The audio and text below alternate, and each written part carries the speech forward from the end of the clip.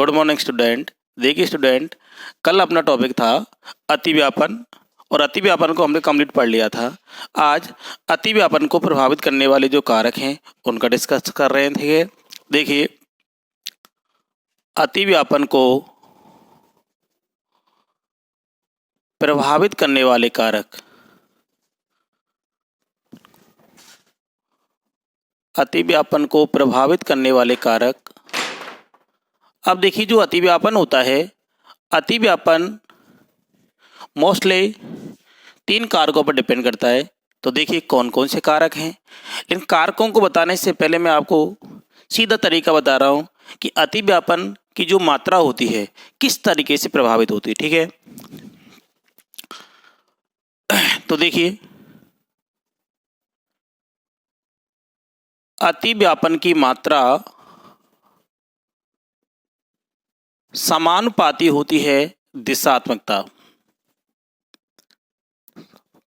दिशात्मकता का मतलब होता है दिशात्मक लक्षण।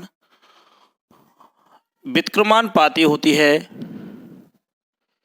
साइज, ठीक है,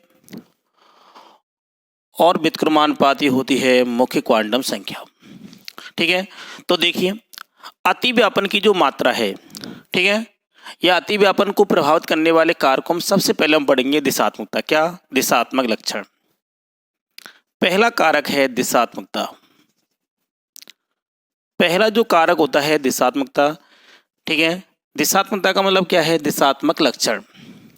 देखो, पी और जो डी कक्षक होते हैं उनके अंदर दिशात्मक लक्षण ज्यादा होते हैं। कौन कौन से कक्षक बताए मैंने आपको? P and D. पी और डी जो कक्षक होते हैं इनमें दिशात्मक लक्षण अधिक होते हैं। ठीक है, जब दिशात्मक लक्षण अधिक होते हैं तो अतिव्यापन जो होता है वो क्या होता है? अधिक मात्रा में। क्योंकि मैंने ऊपर क्या लिखा है? अतिव्यापन की जो मात्रा होती है किसके समानुपाती होती है? दिशात्मकता। किसके समानुपाती होती है? दिशात्मकता। ठीक है, ठीक है। तो देखिए, एक अपने पास एस कक्षक होता है, एक अपने पास पी कक्षक होता है और एक अपने पास टी कक्षक होता है। यदि इन तीनों कक्षकों को मैं अतिव्यापन की मात्रा के घटते क्रम या बढ़ते क्रम में लिखें तो मैंने आपको बताया कि जो डी कक्षक होता है इसके अंदर दिशात्मक लक्षण सबसे ज़्यादा होते हैं और जो एस कक्षक होता है ये दिशाहीन होता है। कैसा होता है? दिशाहीन। एस कक्षक होता है दिशाहीन। कैसा होता है? दिशाहीन। इनमें कोई दिशात्मक लक्षण नहीं होते। क्यों नहीं होते? क्योंकि इनका जो द्विध्रुव आघूर्ण होता है वो क्या होता है? 0 होता है। और जो पी कक्षक होते हैं और जो डी कक्षक होते हैं इन दोनों के अंदर जो दिशात्मक लक्षण होते हैं वो प्रेजेंट होते हैं, लेकिन दोनों में से किस में ज़्यादा होते हैं? डी कक्षक के अंदर होते हैं। तो देखिए, दिशात्मकता का बढ़ता क्रम, दिशात्मकता का जो बढ़ता क्रम होगा वो क्या होगा? S less than P less than D. और मैंने ऊपर क्या लिखा है कि अतिव्यापन की जो मात्रा होती है किसके समानुपाती होती है? दिशात्मकता के। जब दिशात्मक लक्षण सबसे ज्यादा किसके अंदर है? डी के अंदर है, तो अतिव्यापन सबसे ज्यादा प्रभावी किसके अंदर होता है? डी कक्षक के अंदर। किसके अंदर होता है? डी कक्षक के अंदर। क्लियर हो गया? किसके अंदर होगा? डी कक्षक के अंदर। अब देखिए, एक जनरली मैं एग्जाम्पल लूं, अपने पास ही एग्जाम्पल दे रखा है, आपको दे रखा है, एक तो दे रखा है 2s कक्षक और दूसरा दे रखा है 2p कक्षक। इन दोनों में से किसमें दिशात्मक लक्षण ज्यादा होते हैं? इन दोनों में से किसमें दिशात्मक लक्षण ज्यादा होते हैं? तो देखिए स्टूडेंट, ये n का जो मान होता है दोनों के लिए कॉमन है। n का जो मान होता है इसमें भी 2 होता है, n का मान इसमें भी 2 होता है, लेकिन जो p कक्षक होता है वो कैसा होता है? दिशात्मक होता है। तो किसके अंदर अतिव्यापन सबसे ज्यादा होगा? p कक्षक के अंदर। तो देखिए, अतिव्यापन की मात्रा का घटता क्रम लिखें तो अतिव्यापन की जो मात्रा होगी सबसे ज्यादा किसमें होगी? जिसके अंदर दिशात्मक लक्षण ज्यादा होंगे। किसके अंदर हैं? पी कक्षक के अंदर। तो 2p ग्रेटर देन क्या होता है? 2s। क्लियर हो गया होगा। लेकिन एक अपवाद होता है। अपवाद क्या होता है? एक अपवाद दे रखा है आपको, एक तो दे रखा है अपने पास, क्या दे रखा है? 1s कक्षक दे रखा है, और एक अपने पास दे रखा है 2p कक्षक। ठीक है, मैं क्या कह रहा हूं, एक अपने पास दे रखा है 1s कक्षक दे रखा है और एक अपने पास 2p कक्षक दे रखा है। 1s ठीक है और 2p इन दोनों में से किसके अंदर अतिव्यापन ज्यादा होता है? तो ये अपवाद की कैटेगरी में आता है। ध्यान रखना, जब दिशात्मक लक्षण और साइज वाला फैक्टर जोड़ना जब दोनों प्रभावी होते हैं, मैं क्या कह रहा हूं कि दिशात्मक लक्षण और साइज आकार वाला फैक्टर दोनों प्रभावी होते हैं, तब साइज को क्या माना जाता है? डोमिनेंट माना जाता है। इसको इस तरीके से समझ सकते हैं कि किसी कक्षक के अंदर दिशात्मक लक्षण भी बदलते हैं और आकार भी बदलता है, तो उस कंडीशन में जो आकार होता है वो दिशात्मक लक्षण से क्या होता है? ज्यादा प्रभावी होता है। तो देखिए, आकार इज मोर डोमिनेंट होता है क्या? दिशात्मक लक्षण। कंडीशन क्या है? ये नोट आपको ध्यान रखना है। यदि आकार एवं दिशात्मक लक्षण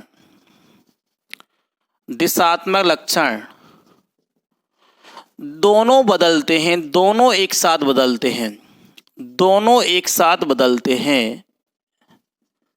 तो अतिव्यापन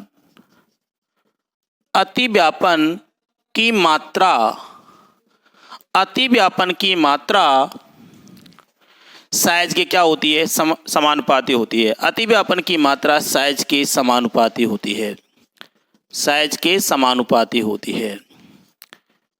अर्थात साइज इज मोर डोमिनेंट होती है। Size is more dominant directional properties.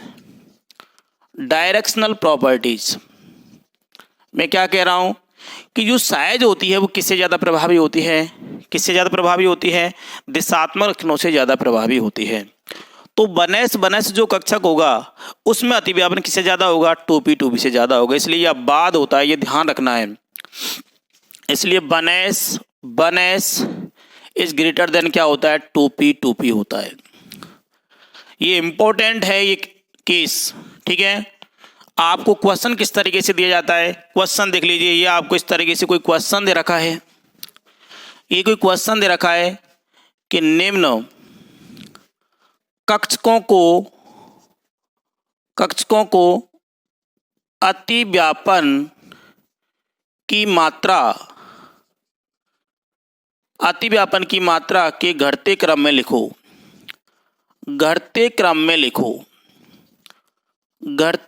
लिखो। निम्न कक्षकों को अतिव्यापन की मात्रा के घटते क्रम में लिखो। ठीक है, तो देखिए अपने पास क्वेश्चन जो मिलेगा, अपने पास मिलेगा 1s, दूसरा मिलेगा 2s और तीसरा मिलेगा 2p।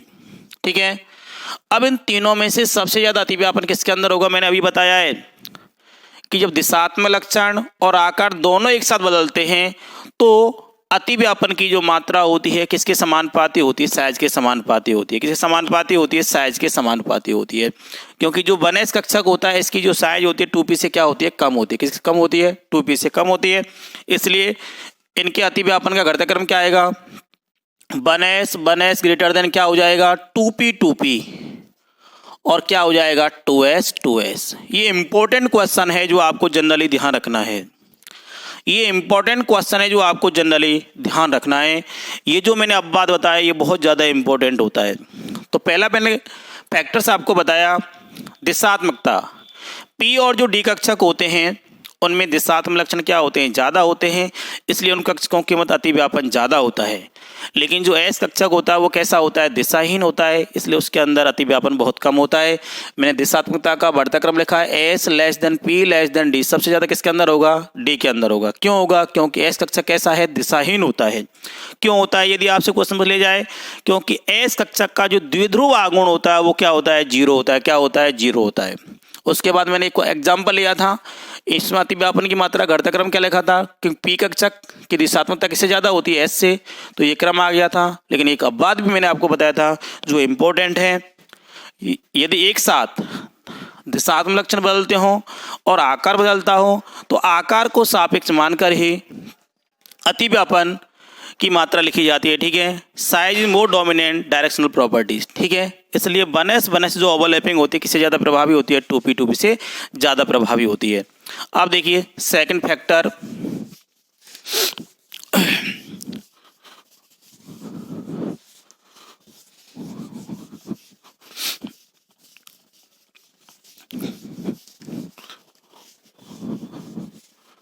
देखिए सेकंड जो फैक्टर है वो दे रखा है मुख्य क्वांटम संख्या।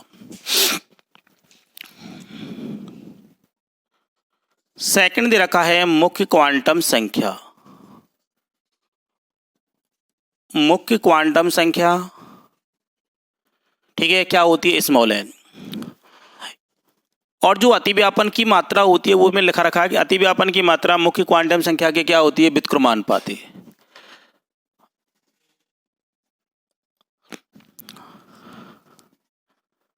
अतिव्यापन की मात्रा व्युत्क्रमानुपाती होती है मुख्य क्वांटम संख्या। यदि मुख्य क्वांटम संख्या का मान क्या हो जाए, बढ़ जाए, क्या बढ़ जाए, मुख्य क्वांटम संख्या का मान बढ़ जाए तो अतिव्यापन की जो मात्रा होगी वो क्या हो जाएगी, घट जाएगी। तो देखो अपने पास ये एग्जाम्पल दे रखा है, ये एग्जाम्पल दे रखा है 2s 2p 2s 3p 2s 4p 2s 5p और 2s 6p। अब देखिए ऊपर से नीचे देखिए, इसमें n तो कॉमन दिखाई दे रहा है आपको। यहाँ देखिए, यहाँ n का मान कितना दे रखा, 2, यहाँ कितना हो गया 3, यहाँ n का मान कितना हो गया 4, यहाँ कितना हो गया 5, यहाँ कितना हो गया 6। तो ऊपर से नीचे चलने पर मुख्य क्वांटम संख्या n का मान क्या हो रहा है, बढ़ रहा है, और मुख्य क्वांटम संख्या n का मान बढ़ेगा तो अतिव्यापन की जो मात्रा होगी वो क्या होगी, घटेगी। तो देखिए अतिव्यापन की मात्रा का यदि घटता क्रम लिखो तो क्या आएगा बताइए, अतिव्यापन की मात्रा का घटता क्रम, अतिव्यापन की जो मात्रा का घटता क्रम है वो क्या होगा, सबसे ज़्यादा प्रभावी किसके अंदर, 2s 2p greater than 2s 3p greater than 2s 4p greater than 2s 5p greater than 2s 6p। अब क्यों लिखा है मैंने ऊपर, अभी मैंने आपको बताया था कि ऊपर से नीचे चलने में क्या बढ़ रहा है, n का मान। यहाँ कितना है 2, यहाँ कितना है 3, यहाँ कितना है 4, यहाँ कितना है 5, यहाँ कितना है 6, और ऊपर में लिखा है अतिव्यापन की मात्रा किसके व्युत्क्रमानुपाती होती है, मुख्य क्वांटम संख्या के व्युत्क्रमानुपाती होती है। यदि मुख्य क्वांटम संख्या का मान बढ़ेगा तो अतिव्यापन की जो मात्रा होगी वो क्या होगी, घटेगी। ठीक है, तो देखिए ये अतिव्यापन की मात्रा को प्रभावित करने वाले कारक है। अब देखिए सिग्मा बंध और पाई बंध में क्या डिफरेंस होते हैं, ये देखिए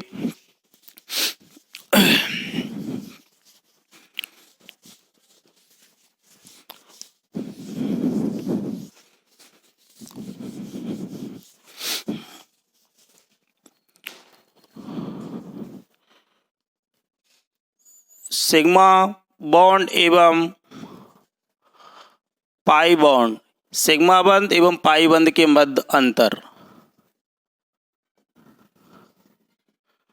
ये इंपॉर्टेंट है। कभी कभार इस तरीके से क्वेश्चन मिल जाता है कि सिग्मा बंध और पाई बंध के मध्य कोई 2 डिफरेंस लिखिए या 3 डिफरेंस लिखिए। यदि किसी कंपटीशन एग्जाम की बात करें तो आपको 4 ऑप्शन दिए जाते हैं, उनमें से 3 ऑप्शन सही होते हैं, 1 गलत होते हैं।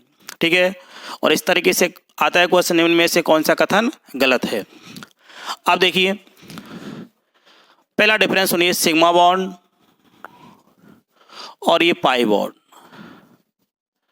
इन दोनों में जो डिफरेंस है इस तरीके से आप नोट डाउन करेंगे। देखिए पहला जो डिफरेंस होता है, सिग्मा बॉन्ड जो होता है ये मोर स्टेबल होता है। कैसा होता है, मोर स्टेबल होता है।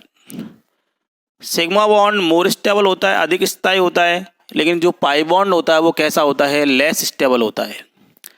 कैसा होता है, लेस स्टेबल होता है। अब सिग्मा बॉन्ड मोर स्टेबल क्यों होता है, तो इसका जो दूसरा डिफरेंस होता है, क्योंकि इस बॉन्ड की बॉन्ड एनर्जी, इस बॉन्ड की जो बॉन्ड एनर्जी होती है वो ज़्यादा होती है। क्या होती है? ज़्यादा। बॉन्ड एनर्जी का मतलब होता है बंद ऊर्जा का मान क्या होता है? ज़्यादा होता है। लेकिन जो पाई बॉन्ड होता है इसकी जो बॉन्ड एनर्जी होती है वो क्या होती है? कम होती है। अब बॉन्ड एनर्जी कम क्यों होती है और बॉन्ड एनर्जी ज़्यादा क्यों होती है? मैंने पीछे आपको बताया कि जब भी सिग्मा बॉन्ड बनता है तो समाक्षीय अतिव्यापन होता है। समाक्षीय का मतलब क्या होता है कि दो जो एटम्स होते हैं उनके दोनों अक्ष क्या होती हैं? एक ही प्लेन में होती हैं, और एक ही प्लेन में होने की वजह से उसका जो इलेक्ट्रॉन्स होता है और जो नाभिक होता है उसके मध्य लगने वाला जो अट्रैक्शन फोर्स होता है ज़्यादा प्रभावी होता है, और ज़्यादा प्रभावी होने की वजह से उसकी बॉन्ड एनर्जी क्या होती है? ज़्यादा होती है। लेकिन यदि हम पाई बॉन्ड की बात करें तो जो पाई बॉन्ड का निर्माण था वो कौन से अतिव्यापन से हो रहा था? समपार्श्विक अतिव्यापन से। और समपार्श्विक अतिव्यापन में क्या था कि जो दो लोब्स थे वो क्या थी? अपोजिट प्लेन में थी। इसलिए दोनों जो एटम्स थे उनके मध्य जो होने वाली ओवरलैपिंग थी, होने वाला जो अतिव्यापन था वो प्लेन के क्या था? परपेंडिकुलर। और परपेंडिकुलर होने की वजह से जो संयोजी कोश के इलेक्ट्रॉन थे और जो नाभिक था उसके में लगने वाला जो अट्रैक्शन फोर्स था वो कैसा था? बहुत कम प्रभावी था। इसलिए इसकी बॉन्ड एनर्जी भी क्या थी? कम। स्टेबिलिटी भी क्या थी? कम। अगला जो डिफरेंस होता है इसका जो निर्माण होता है वो कैसे किया जाता है? समाक्षीय अतिव्यापन से। और पाई बॉन्ड का जो निर्माण होता है वो किया जाता है समपार्श्विक अतिव्यापन से। किससे होता है? समपार्श्विक अतिव्यापन से। समपार्श्विक अतिव्यापन से। किससे होता है? समपार्श्विक अतिव्यापन से।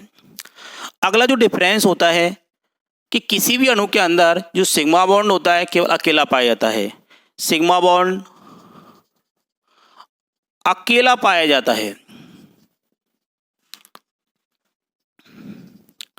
बट जो पाई बॉन्ड होता है वो सिग्मा बॉन्ड के साथ पाया जाता है। पाई बॉन्ड सिग्मा बॉन्ड के साथ पाया जाता है। सिग्मा बॉन्ड के साथ पाया जाता है। जैसे जो डबल बॉन्ड होता है उसमें एक सिग्मा होता है और एक क्या होता है? पाई होता है। ट्रिपल बॉन्ड में एक सिग्मा और दो पाई होते हैं। ठीक है। अगला जो डिफरेंस होता है, ये जो सिग्मा बॉन्ड होता है सिग्मा बॉन्ड के सापेक्ष मुक्त घूर्णन होते हैं। क्या होते हैं? मुक्त घूर्णन। सिग्मा बॉन्ड के सापेक्ष मुक्त घूर्णन होते हैं। लेकिन जो पाई बॉन्ड होता है पाई बॉन्ड के सापेक्ष प्रतिबंधित घूर्णन होता है। पाई बॉन्ड के सापेक्ष प्रतिबंधित घूर्णन होता है। प्रतिबंधित घूर्णन होता है। अगला डिफरेंस होता है कि संकृत कक्षक हमेशा पाई बॉन्ड बनाते हैं। संकृत कक्षक हमेशा सिग्मा बॉन्ड बनाते हैं। क्या बनाते हैं? सिग्मा बॉन्ड बनाते हैं। ठीक है। लेकिन संकृत कक्षकों से कभी भी पाई बॉन्ड का निर्माण नहीं होता। संकृत कक्षकों से कभी भी पाई बॉन्ड का निर्माण नहीं होता। नहीं होता है।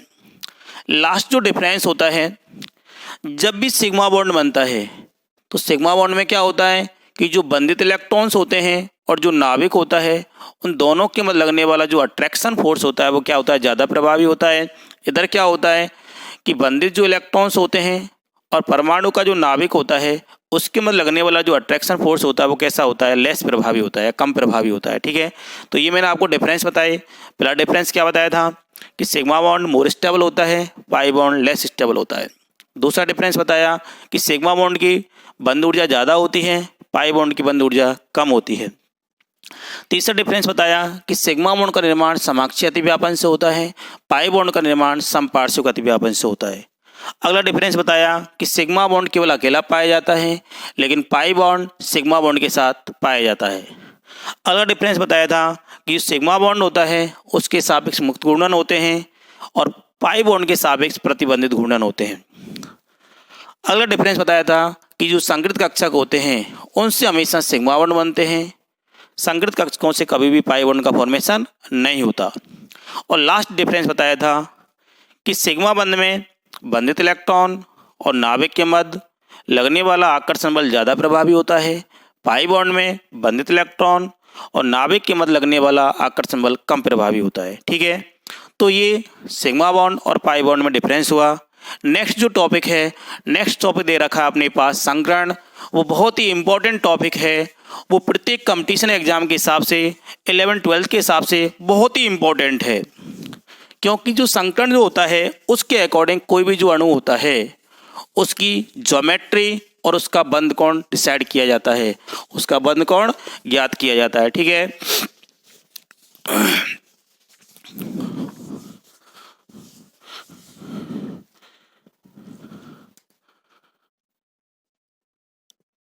संकरण, इसको इंग्लिश में कहते हैं हाइब्रिडाइजेशन। ठीक है, ये बहुत ही इंपॉर्टेंट टॉपिक है, ये प्रत्येक स्टूडेंट को आना कंपलसरी है, चाहे अपने पास 11th क्लास हो, चाहे 12th क्लास हो, या कोई कंपटीशन हो। ठीक है, यहाँ से 100% कोई ना कोई क्वेश्चन बनता है। अब देखिए, सबसे पहले हम बात करते हैं कि संकरण की खोज करने वाला साइंटिस्ट कौन था।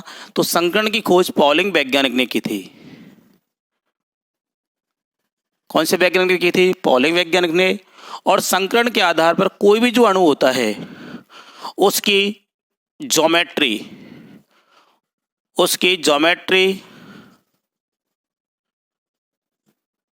ज्यामिति एवं बंध कोण ज्ञात किया जाता है। कोई भी जो अणु होता है उसकी ज्योमेट्री एवं बंध कोण निर्धारित किया जाता है। ठीक है, लेकिन दो चीज होती हैं, एक तो ज्योमेट्री होती है और एक शेप होती है। इन दोनों में क्या डिफरेंस होता है? ठीक है, ज्योमेट्री, दूसरा होता है शेप। इन दोनों में क्या डिफरेंस होता है यह आपको आना कंपलसरी है। जो शेप होती है किसी भी अणु की उसको हम BACPR, valence shell electron pair repulsion theory से निर्धारित करते हैं, लेकिन जो ज्योमेट्री होती है किसी भी अणु की संकरण द्वारा निर्धारित की जाती है। लेकिन दोनों में मेजर डिफरेंस है क्या? देखिए, कोई भी जो अणु होता है उस अणु के अंदर दो प्रकार के इलेक्ट्रॉन्स होते हैं, एक तो बॉन्ड बनाने वाले इलेक्ट्रॉन्स होते हैं BP और दूसरे क्या होते हैं? LP। बॉन्ड बनाने वाले इलेक्ट्रॉन कौन से होते हैं? Bond pair. और जो बॉन्ड नहीं बनाते उन्हें क्या कहते हैं? LP।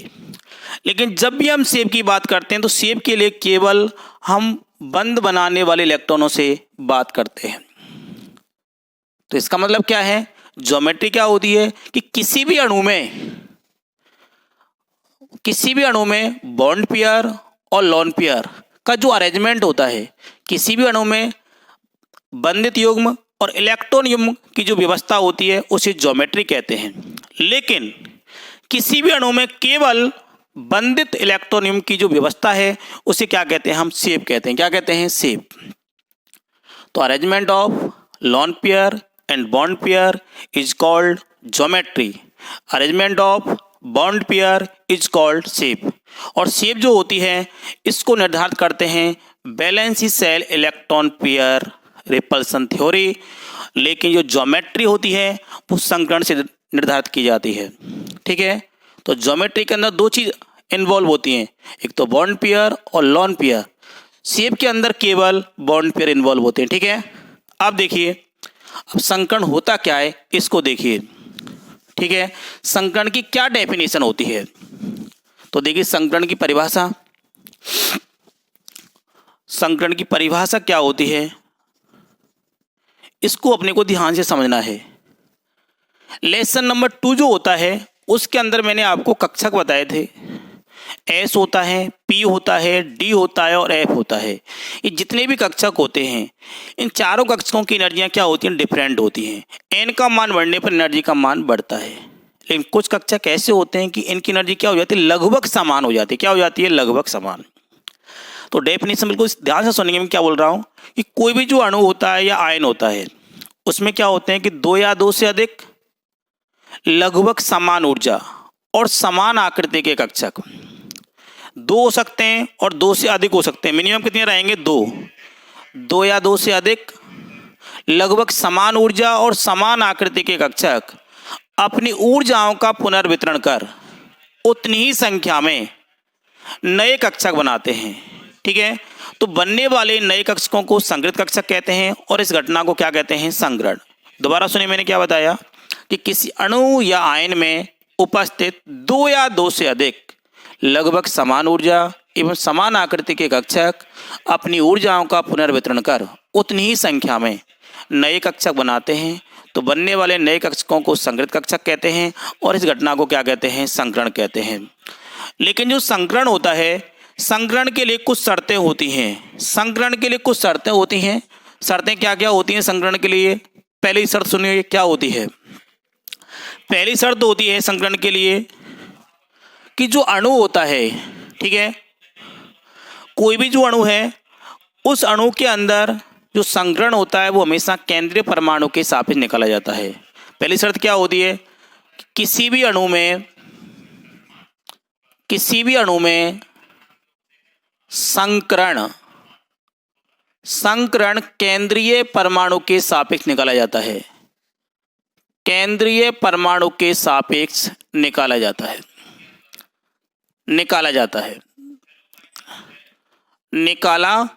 है। अब बात आ रही है कि केंद्रीय परमाणु क्या होता है, सेंट्रल एटम क्या होता है।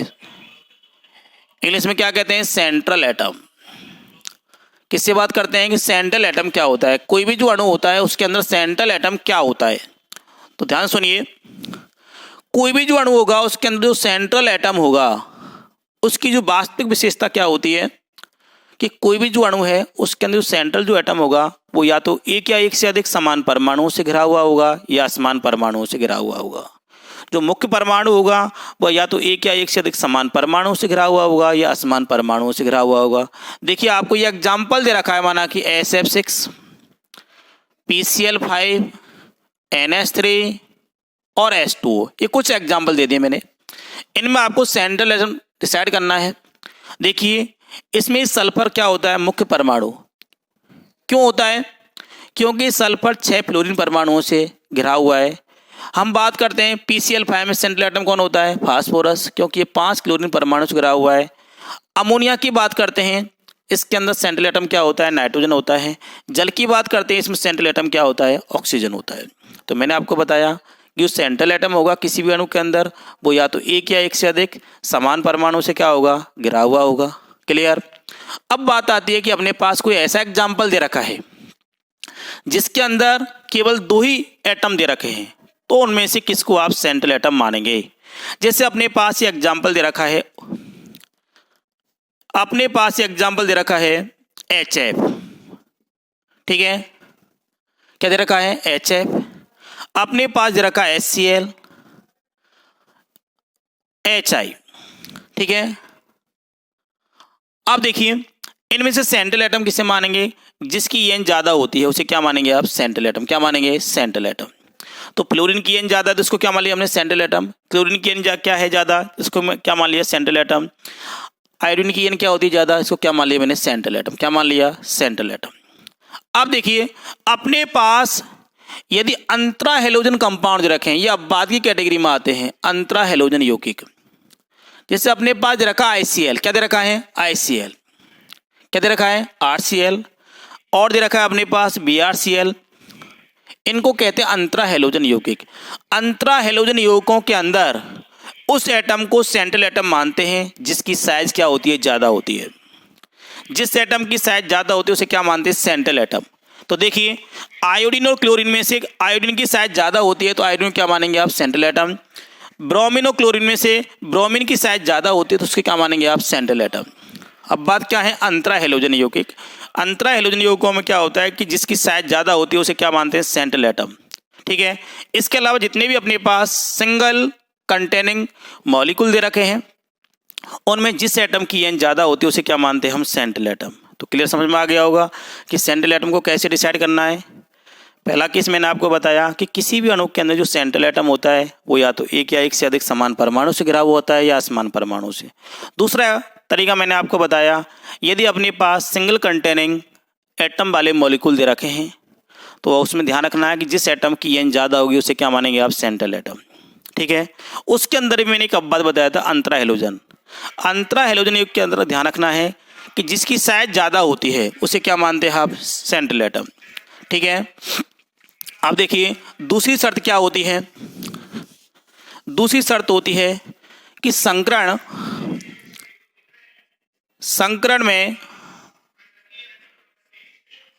में कभी भी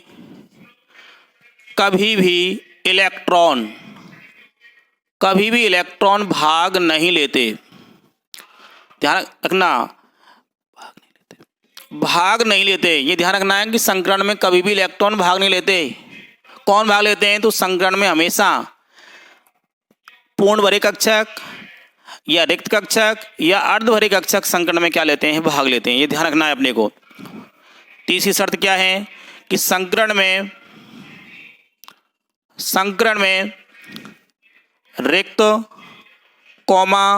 अर्ध भरे एवं पूर्ण भरे कक्षक भाग लेते हैं। पूर्ण भरे कक्षक भाग लेते हैं। ठीक है, कौन से भाग लेते हैं, पूर्ण भरे कक्षक। देखिए संकरण जब भी होगा उसके अंदर कोई भी जो सेंट्रल एटम होगा उसके खाली कक्षक इन्वॉल्व हो सकते हैं, या उसके भरे हुए कक्षक इन्वॉल्व हो सकते हैं, या उसके अर्ध भरे कक्षक इन्वॉल्व हो सकते हैं। ठीक है, ये आपको ध्यान रखने हैं, कुछ नियम से हैं। अगला देखिए, अगली जो शर्त है, माना कि अपने पास दे रखा है, एक अपने पास एस कक्षक है और दूसरा क्या दे रखा है, पी कक्षक। इन दोनों की एनर्जी कैसी है, लगभग समान। दोनों परस्पर क्या करते हैं, संकरण करते हैं और संकृत होकर क्या बनाते हैं, दो, एक एस और एक पी कक्षक संकरण द्वारा दो क्या बनाते हैं, एसपी संकृत कक्षक। क्या बनाते हैं, दो एसपी संकृत कक्षक। इसी तरीके से एक एस दे रखा है, दो पी दे रखे हैं, तो क्या बनेंगे, तीन sp2। एक एस दे रखा है, तीन पी दे रखे हैं, तो क्या बनेंगे, चार sp3। ठीक है, एक एस, तीन पी और एक डी दे रखा है, तो क्या बनेंगे, पांच sp3d। एक एस, तीन पी और दो डी दे रखे हैं, तो क्या बनेंगे, छह sp3d2। एक एस, तीन पी और तीन डी दे रखे हैं, तो सात पर क्या बनेंगे, sp3d3 संकृत कक्षक। ठीक है, अब देखिए अगला क्या दे रखा है कि जो संकृत कक्षक होते हैं वो कैसे होते हैं, दिशात्मक लक्षण रखते हैं। संकृत कक्षक दिशात्मक लक्षण रखते हैं। क्या रखते हैं, दिशात्मक लक्षण रखते हैं। संकृत कक्षक दिशात्मक लक्षण रखते हैं और इन संकृत कक्षकों की दिशात्मकता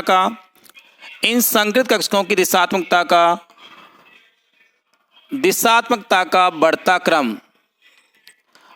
क्रम क्या होता है, देखिए बढ़ता क्रम होता है sp less than sp2 less than sp3 less than sp3d less than sp3d2 less than sp3d3। ये क्या होता है, संकृत कक्षकों की दिशात्मकता का बढ़ता क्रम होता है। सबसे ज़्यादा दिशात्मकता किसके अंदर होती है, sp3d3 संकृत कक्षकों के अंदर होती है। ठीक है, अगला देखिए, अगली क्या शर्त होती है कि जो संकृत कक्षक होते हैं ये हमेशा सिग्मा बॉन्ड बनाते हैं। क्या बनाते हैं, सिग्मा बॉन्ड। संकृत जो कक्षक होते हैं इनसे हमेशा क्या बनता है, सिग्मा बॉन्ड। अगली जो शर्त होती है, संकृत कक्षक हमेशा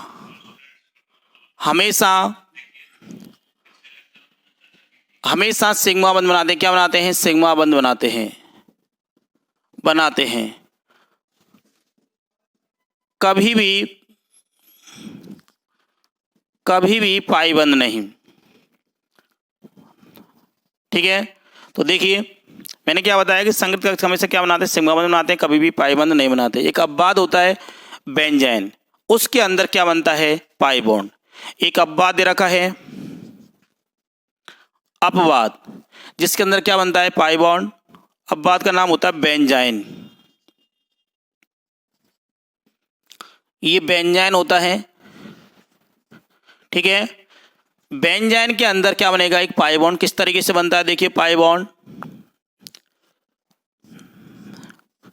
बेंजीन में जो प्रत्येक कार्बन परमाणु होता है उसका संकरण sp2 होता है। ये क्या है, इसका संगृत कक्षक, और ये भी इसका क्या दे रखा है, संगृत कक्षक। ये होता है sp2 और ये भी क्या होता है sp2।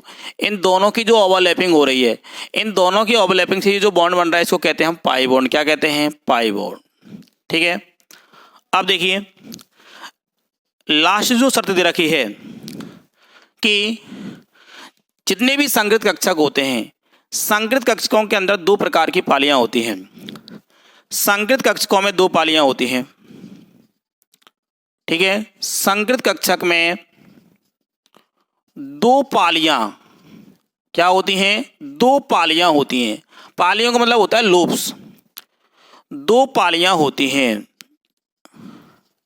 अब देखिए इनमें से एक जो धनात्मक पाली होती है वो तो क्या होती है, बड़ी होती है, और जो ऋणात्मक पाली होती है वो कैसी होती है, छोटी होती है। ठीक है। तो देखिए दो प्रकार की पालियां होती हैं, इस तरीके से होती हैं। ये तो ऋणात्मक पाली होती है और ये कैसी होती है, धनात्मक पाली। मैंने आपको क्या बताया कि जो धनात्मक पाली होती है वो तो क्या होती है, बड़ी होती है, और जो ऋणात्मक पाली होती है वो कैसी होती है, छोटी होती है। जब भी संगृत कक्षक होता है उसको जो दर्शाना है इस तरीके दर्शाएंगे, धनात्मक पाली को बड़ी बनाएंगे और ऋणात्मक जो पाली होती है उसको क्या बनाएंगे, छोटी बनाएंगे। ठीक है। तो ये मैंने आपको कुछ संकरण के लिए शर्तें बताई थी। ठीक है। कल मैं आपको किसी भी अणु के अंदर संकरण कैसे ज्ञात किया जाता है, किसी भी अणु की आकृति कैसे डिसाइड की जाती है, ठीक है, उसका बंधकोण कैसे डिसाइड किया जाता है, वो सारी चीज़ें मैं आपको कल बताऊंगा। Thank you.